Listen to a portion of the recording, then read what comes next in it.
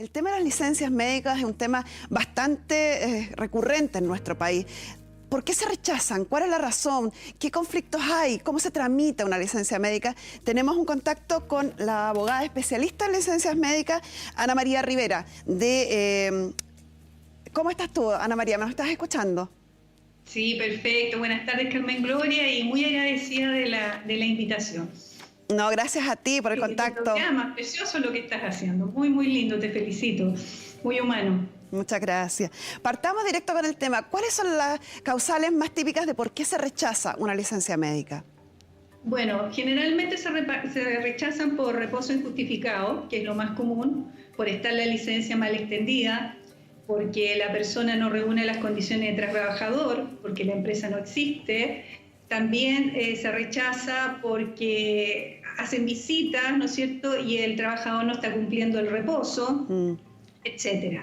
Porque está presentada fuera de plazo, etcétera. Hay varias causales. Ya. O sea, si las debiéramos resumir estas causales, hay que fijarse cómo se extiende la licencia, que era el caso, por ejemplo, de la señora Angélica, donde la licencia no especificaba que la inhabilitaba para trabajar lo que ella tenía. Y los plazos, también lo nombras como un motivo bastante importante. Sí, así es. Sí.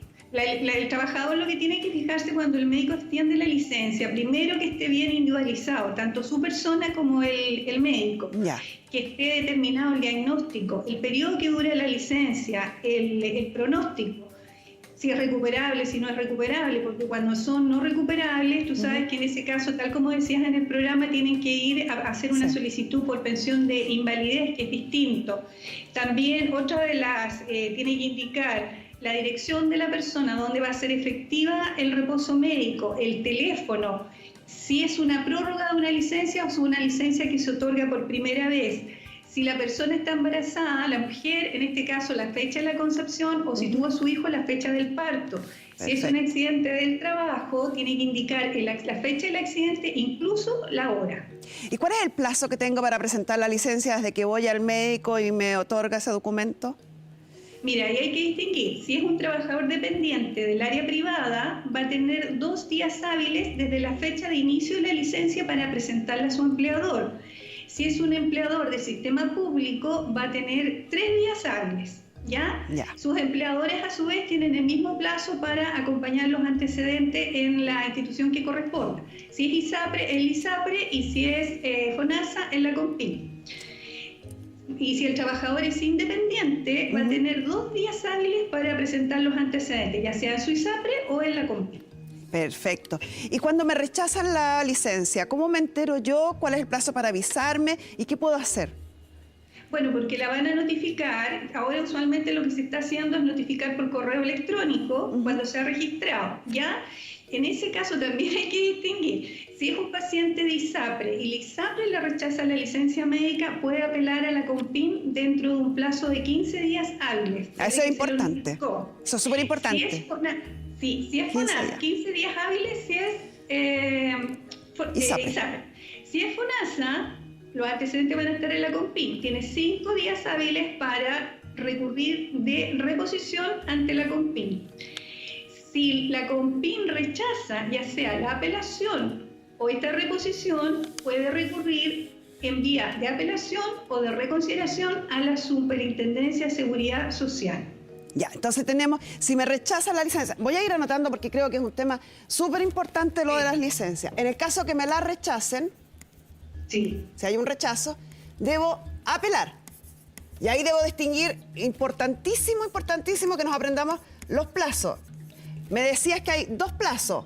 Para si es afiliado a ISAPRE, va a tener 15, y la ISAPRE le rechaza la licencia, va a tener 15 días hábiles para recurrir a la CONPIN en apelación. 15 días. ¿Y si es de FONASA? Si es de FONASA, va a presentar una reposición dentro de 5.º día en la CONPIN. 5 días. Ya. Sí. Y si esta apelación es rechazada, o sea, presenté en el plazo que indicaban y me la vuelven a rechazar, ahí puedo ir a la superintendencia. ¿Ambos? A la Superintendencia de Seguridad Social, ambos. De Seguridad Social. Sí, ahí no hay que preocuparse del plazo porque es tremendamente amplio. y la suceso usualmente emite las resoluciones, los pronunciamientos dentro del plazo de 30 días. Ahora, es importante, Carmen Gloria, que las personas tengan en cuenta lo siguiente, tanto la ISAPRE como CONPIN tienen la facultad para revisar las licencias médicas y en eso pueden autorizar, pueden rechazar o pueden reducir. También lo que pueden hacer es solicitar antecedentes médicos, pueden solicitar informes al empleador. Si le solicitan antecedentes al médico, en ese caso el doctor va a tener 48 horas para entregarlo. Ya también pueden verificar si la empresa existe o no existe. A mí me han llegado casos así que les han rechazado las licencias porque le dicen su trabajador no existe. Ya, porque acuérdate, su empleador, tienen que ser trabajadores, eso hay que acreditarlo. Por lo tanto, pueden pasar muchas situaciones mientras están estudiando la licencia médica. Por eso hay que estar muy atento al tenor de la resolución de la CONPIN, qué es lo que dice, para saber qué es lo que tienen que hacer. ¿Qué pasa si me rechazan la apelación de primera instancia acá frente al CONPIN? Si me rechazan la Superintendencia de Seguridad Social, ¿se acabaron mis opciones? No se acabaron las opciones. Hasta hace poco a las personas le decían que con la resolución de la Superintendencia de Seguridad Social hasta ahí llegaban. Eso no es cierto. La persona, y esto es muy importante, Carmen Gloria, tiene un plazo muy breve y que es un plazo fatal de 30 días corridos para recurrir de protección ante la Corte de Apelaciones de la jurisdicción donde se dictó la resolución. Ya. O sea, es un trámite que se realiza online.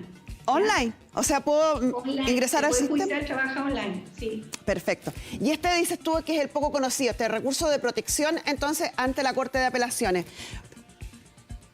Sí, el recurso de protección es un recurso extraordinario. Entonces, lo que estamos diciendo, si el reposo es injustificado, me estoy refiriendo a esa causal en específico, porque si faltan antecedentes médicos, etcétera, la persona va a tener que completarlo.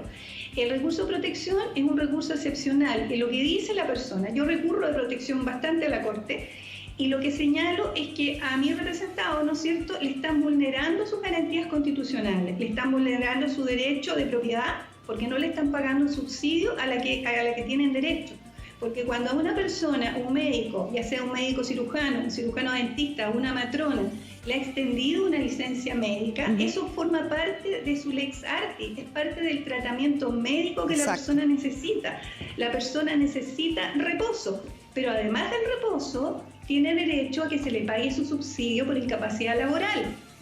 Y ese subsidio, de acuerdo a la ley, debiera pagarse en el mismo periodo que la persona recibe la remuneración o a más tardar dentro de 30 días, lo que sabemos que no sucede.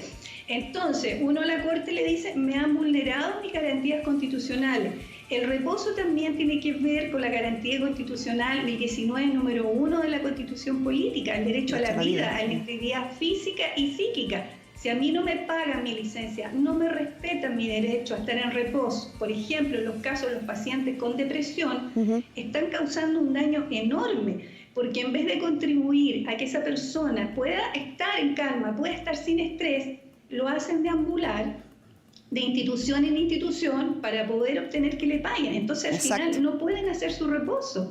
¿Y cuál es la circunstancia de esto? Que la persona se demora mucho más en sanarse, tiene que interrumpir su tratamiento, lo someten muchas veces a peritajes que no siempre son los más idóneos. A mí me ha tocado atender clientes traumatizados por la forma como le efectuaron el peritaje, porque les hacen una serie de preguntas en una reunión extremadamente corta, a veces ni siquiera lo miran a los ojos a la persona, y después dicen, ya, listo, se terminó, y la persona se va. Entonces, todos sabemos que en un contexto terapéutico la persona tiene que estar en un ambiente especial, tienes que hacer un cierre adecuado, y cuando se están haciendo estos peritajes, eso no sucede, entonces se les hace daño. Apelación ante el CONPIN. 2, apelación ante la Superintendencia de Seguridad Social. 3, recurso de protección ante la Corte de Apelaciones. Sí, la Corte de Apelaciones. Y si la Corte te dijera que no, es común, pasa mucho, que ahora han salido unos fallos favorables, pero al comienzo a todos los recursos de protección me decían que no. Si te dice que no, hay 5 días hábiles, que es la diferencia con el plazo de recurso de protección. El de protección son 30 días corridos. Se cuentan los días domingos y los festivos. En cambio, en el recurso de apelación son 5 días hábiles, presentas el recurso en la Corte de Apelaciones, sube a la Suprema. Y la Corte Suprema tiene la respuesta definitiva. Esta es mi última instancia. Sí, te puede decir dos cosas, que se acoge el recurso o que se rechaza. No hay términos medios, ¿ya? O ganas o pierdes. Si ganas, hay dos tipos de fallos. Al comienzo, los fallos que meditaban en los casos que yo estaba atendiendo ordenaban a la suceso que dispusiera del pago. O sea, a su vez que ordenara al organismo que correspondía que despachara el pago de los subsidios. Y en las últimas sentencias acogen el recurso, pero piden que la suceso arbitre las medidas para que se realicen los exámenes médicos para determinar si corresponde o no corresponde la licencia. En los casos que a mí me ha tocado ver personalmente, en definitiva, sí les han pagado los subsidios. Esta pregunta debe ser hoy día muy atingente a lo que está pasando. ¿Qué pasa si alguien presenta una licencia médica y va haciendo todos estos procedimientos por rechazo, pero qué pasa con su relación empleador-trabajador? Mientras tiene rechazada la licencia médica, ¿no puede ser despedido, por ejemplo, en razón de que, señora, a usted le rechazaron la licencia aquí y siguen no yendo a trabajar en razón de esta tramitación? ¿Está obligado el trabajador? Está con recurso, Carmen Gloria, por lo tanto está protegido. Existe una acción pendiente en el fondo. Sí, está protegido, está con fuero. Y si yo no seguí algún paso, me rechazan la licencia, no apelé, no hice ninguna instancia siguiente de las que estamos indicando acá, ¿me podrían despedir porque en el fondo no tengo una razón por la cual estoy faltando al trabajo? Bueno, si la licencia está rechazada y no hay ninguna gestión intermedia, se acabó tu fuero, porque está... Claro. Obviamente ese es el riesgo, por eso lo que corresponde es que la persona agote todas las instancias administrativas. Y hay un punto que es muy importante y quiero aprovecharlo ahora que estamos en tu programa, que sé que es muy visto, tienes mucho público, lo cual me alegró mucho saberlo. De verdad que te felicito, me dio mucho gusto escucharte. Muchas gracias. Que las personas acompañen los antecedentes médicos y yo siempre hago un llamado a los doctores, yo me comunico con médicos psiquiatras. En el fondo, que los certificados no sean cortitos, el médico tiene que ser generoso. Ahora, acá se produce un tema que es delicado, porque si bien todo lo que tiene que ver con la intimidad de la persona, sobre todo en lo que se relaciona a salud mental, ¿no es cierto?, que existe tanto prejuicio, tampoco es la gracia que toda la historia de la persona, de su padecimiento, sea conocida por funcionarios administrativos. Sabemos que las fichas clínicas son confidenciales, pero lamentablemente en este caso es necesario que el médico realice, confeccione un certificado detallado, o sea, desde cuándo está atendiendo al paciente, cuáles son los síntomas, el entorno familiar, qué remedios está tomando, porque una persona que está con medicamento, tú sabes que se producen alteraciones en la parte química de nuestro cerebro, por lo tanto no es que pueda llegar y partir a trabajar, depende mucho, tal como tú decías hace unos minutos, de la función que la persona desarrolle en la empresa también. Así es.